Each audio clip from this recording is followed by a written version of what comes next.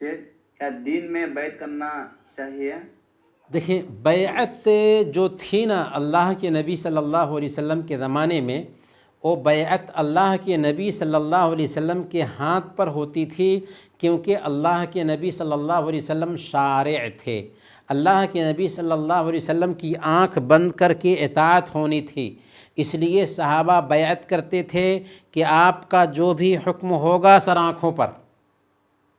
لیکن اللہ کے نبی صلی اللہ علیہ وسلم کے بعد صحابہ کرام کے ہاتھ پر جو بیعت ہوتی تھی وہ شریعت کی بیعت نہیں ہوتی تھی، بلکہ اطاعت کی بیعت ہوتی تھی خلافت میں۔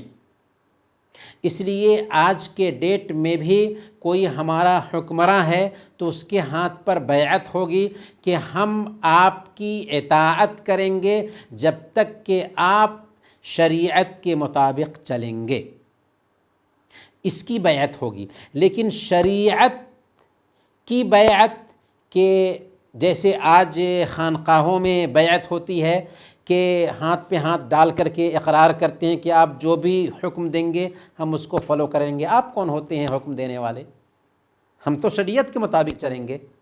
اسی لیے خانقاہوں میں وظیفہ دیا جاتا ہے کہ یہ وظیفہ 500 مرتبہ، یہ وظیفہ 1000 مرتبہ۔